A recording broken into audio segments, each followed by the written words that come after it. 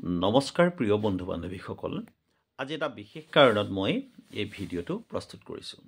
একদিন ছ'চিয়েল মিডিয়াত আমি তৃতীয় লিংগৰ ব্যক্তিসকলৰ ৰেল যাত্ৰাৰ সময়ত অত্যাচাৰৰ কথা প্ৰায় পঢ়িবলৈ পাই আছোঁ, আৰু এনেকুৱা এটা তিক্ত অভিজ্ঞতাৰ কথা মই আপোনালোকৰ আগত প্ৰকাশ কৰিব বিচাৰিছোঁ।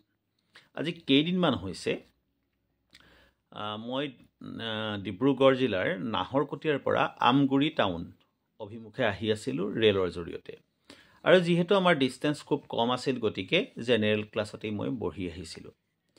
মোৰ লগত মোৰ পৰিয়াল আছিল আৰু মোৰ কোলাত মোৰ শিশুপুত্ৰ বহি আহিছিল। মোৰ সন্মুখতে বহিছিল এজনী ছোৱালী আৰু কাষৰ কম্পাৰ্টমেণ্টত বহিছিল মোৰ পৰিয়াল, কাৰণ তাত বহিবলৈ জেগা নাছিল। মই বহা ৰুমটোত বা কম্পাৰ্টমেণ্টটোত মানুহে ভৰ্তি হৈ আছিলে। তাৰ বেছিভাগ আছিল মিস্ত্ৰীৰ কাম কৰা কিছুমান ব্যক্তি। আমি ঠিক নামৰূপ পাৰ হোৱাৰ পিছতেই মহিলাৰ বেশভূষা পিন্ধি উগ্ৰ পাৰফিউম উগ্ৰ মেকআপ লৈ দুজন ব্যক্তি ৰেলত উঠিলেহি। দেখাতেই ধৰিব পাৰি তাৰ প্ৰথমজন ব্যক্তি সঁচাসঁচিকৈয়ে তৃতীয় লিংগৰ ব্যক্তি। মই সিটো শব্দ কোৱা নাই আৰু শালীনতাৰ খাতিৰত।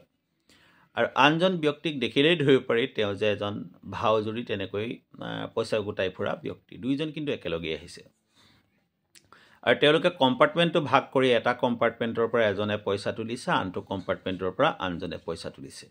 আৰু আপোনালোকেতো জানেই তেওঁলোকে হাতৰ আঙুলিৰ ফাঁকত 10 টকীয়া 50 টকীয়া 100 টকীয়া বা 20 টকীয়া নোট তেনেকৈ লৈ পেলাই 10 টকা দিয়ক বুলি বিচাৰে। কিন্তু আমাৰ কম্পাৰ্টমেণ্টত যিজন ব্যক্তি সোমালেহি সেইজন হ'ল সেই ভাও ধৰা তৃতীয় লিংগৰ ব্যক্তি।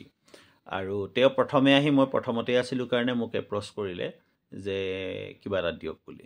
যিহেতু মোৰ লগত খুচুৰা পইচা নাছিল আৰু থাকিলেও তেনেকুৱা ভাও ধৰা ব্যক্তিক মই তেনেকৈ দি সহায় কৰা মানুহ মুঠেও নহয়, গতিকে মই পোনেই তেওঁক ৰিফিউজ কৰিলোঁ। তেওঁ দেখিলে যে মোৰ পৰা তেওঁ পইচা উলিয়াব নোৱাৰে, গতিকে সেই মিস্ত্ৰীকেইজনক তেওঁ বাৰম্বাৰ পইচা বিচাৰিবলৈ ধৰিলে। তেওঁলোকে প্ৰথমতে ক'লে পইচা নাই বুলি, আৰু তাৰপিছত ক'লে যে পইচা আছে কিন্তু আমাৰ ওচৰত কোনো খুচুৰা নাই। তেওঁ মানুহজনে ক'লে যে যিমান ডাঙৰ নোট নাথাকক মই খুচুৰা কৰি দিম দিয়ক। তেতিয়া উপায়ন্তৰ হৈ অগত্যা তাৰ এজন ব্যক্তিয়ে 500 টকীয়া নোট এটা উলিয়াই দিলে আৰু ক'লে যে আপুনি 10 টকা ৰাখি 490 টকা মোক ঘূৰাই দিয়ক। কথামতে কাম।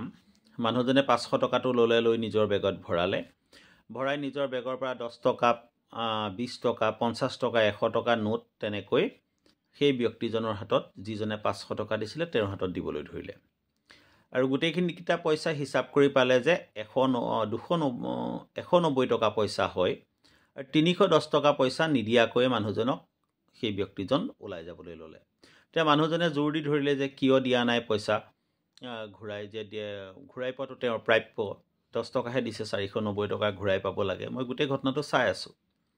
এনেকুৱা পৰ্যায় হ'লগৈ যে কথাটো টনাজোৰা হ'ল যে সেই তৃতীয় লিংগৰ ব্যক্তিজন গৈ মিস্ত্ৰী কেইজনৰ মাজৰে এজনৰ কোচত বহি লৈ পেলাই তৰ্ক বিতৰ্ক কৰিবলৈ ধৰিলে, আৰু তেওঁৰ কাষতে আছিল সেই অচিনাকি ছোৱালীজনী।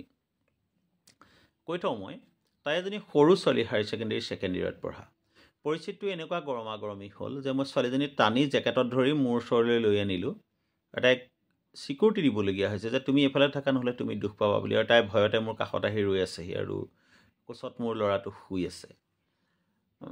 ঠিক তেনেকুৱাতে পৰিস্থিতি ইমানেই বেছি বেয়া হৈ গ'ল যে, আৰু দীঘলীয়া হৈ গ'ল, অগত্যা মই মাত মাতিবলগীয়া হ'ল যে সেইজনী মোৰ ছোৱালী বুলি, আৰু এনেই মিছাকৈ ক'লোঁ যে মোৰ ছোৱালীজনী ভাড়া দি ৰেলত অহাৰ পিছতো কিয় থিয় হৈ আহিবলগীয়া হৈছে আপোনালোকৰ কাৰণে। তেতিয়া সেই তৃতীয় লিংগৰ ব্যক্তিজনে অলপমান ভয় খালে, তেওঁ পিছতি আহিল। অহাৰ পিছত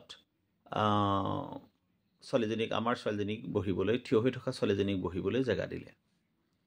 তাৰপিছত তথাপিতো তেওঁ মানি লোৱা নাই যে 500 টকা তেওঁ মানে যিটো ঘূৰাই পাব লাগে মানুহজনক ঘূৰাই নিদিয়ে, তৰ্ক বিতৰ্কত লাগি থাকিল। শেষত মই মাত মাতিব লগা হ'ল যে আপুনি তেখেতৰ প্ৰাপ্যটো কিয় ঘূৰাই দিয়া নাই, কাৰণ তেখেতৰ দুখৰ পইচা, আপোনাক 10 টকা দিছে, আপুনি সিমানতে ছেটিছফাই হ'ব লাগে। তেতিয়া মানুহজনে 490 টকা কিবা কৰি ঘূৰাই দিলে, আৰু বাকীসকলক ক'লে তেতিয়াহ'লে তোমালোকে বাকীবোৰে মোক 10 টকা চবেই দিব লাগিব। বাকীবোৰে ক'লে যে আমাৰ সকলোৰে লগত পইচা নাই, কোনোবা এজনে 10 টকা এটা তেতিয়া দিবলৈ ল'লে, আৰু 100 টকীয়া নোট এখন উলিয়াই দিলে যে মোক তুমি 90 টকা ঘূৰাই দিয়া। মানে খুব অভদ্ৰামী কৰিছে, অত্যন্ত বেয়া অশ্লীল ভাষা মাতিছে, আৰু এই বিশেষকৈ ছোৱালীজনীৰ তাইৰ শ্লীলতা হানি কৰা হৈছে সিদিনা। তাৰপিছত সেই মানুহজনে যেতিয়া 100 টকা দিলে এওঁ 90 টকা ঘূৰাই দিব লাগে, কিন্তু মানুহজনে 80 টকা ঘূৰাই দিছে, সেই 20 টকাটো তেওঁ ৰাখি থ'বলৈ লৈছে। তৰ্ক বিতৰ্ক হ'ল। এবাৰ মানুহকেইজনক কৈছে তহঁতি নামি আহ, নেক্সট ষ্টেচনত তেওঁলোকক মাৰপিট কৰাৰ কথা কৈছে। মই গোটেই ঘটনাবোৰ চাই আছোঁ আৰু শেষত এই ছোৱালীজনীয়ে, সৰু ছোৱালীজনী তাই অগত্যা কৰিবলৈ বাধ্য হৈছে যে তেওঁলোকক 20 টকাৰ ধাৰটো মই মাৰি দিম, সেই 20 টকাটো এৰি দিবলৈ কওক। আৰু ইতিমধ্যে সেই 20 টকা পইচা লৈ সেই মানুহজন তাৰ পৰা আঁতৰি গুচি গ'ল। মই দুটামান কথা ক'বলৈ পাহৰিছিলোঁ। সেই 490 টকা যেতিয়া পইচা ঘূৰাই দিয়া নাছিলে, সেইটো সময়ত মানুহজনে কৈছিলে মই অলপ আগৰ পৰা ভিক্ষা কৰি পেলাই 10 টকাকৈ পইচা গোটাই আনোগৈ, আনি তোমাক দি দিম, কেলৈ তুমি চিন্তা কৰিছা। এইটো বৰ পচিবল কথা নাই।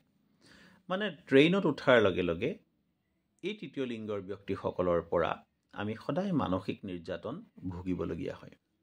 যদি পইচা দিয়া নহয়, তেওঁলোকে মানুহজনৰ সন্মান হানিকৰণে কিবা কিবি কথা কয়, যিটো মই নিজৰ চকুৰে দেখিছোঁ। আনকি সেইদিনা নিজৰ কাপোৰ খুলি দিবলৈও তেওঁ উদ্যত হৈছে।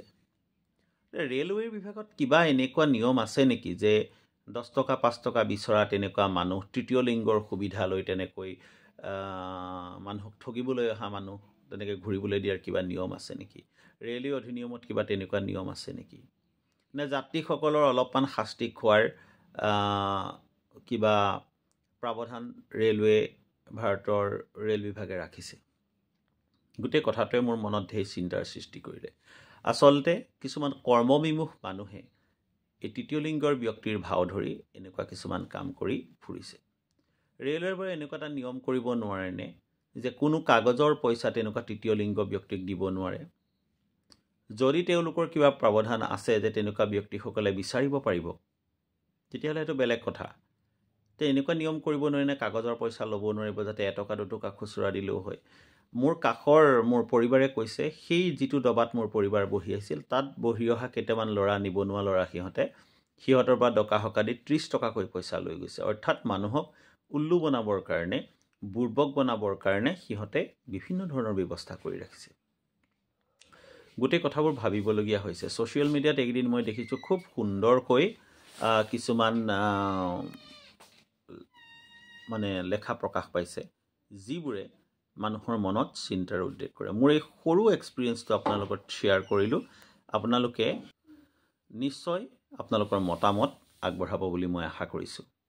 আৰু মই অপেক্ষা কৰিম আপোনালোকে কি কৈছে চাবৰ কাৰণে। আপোনালোকৰ মতামত যদি মোৰ সৈতে মিলে, তেতিয়াহ'লে মই বৰ আনন্দিত হ'ম। আৰু যদি আপোনালোকে অতিৰিক্ত কিবা কথা জনাব বিচাৰে, তেতিয়াহ'লে ভৱিষ্যত ভিডিঅ'ৰ লগত মই সংযোজন কৰিবলৈ চেষ্টা কৰিম।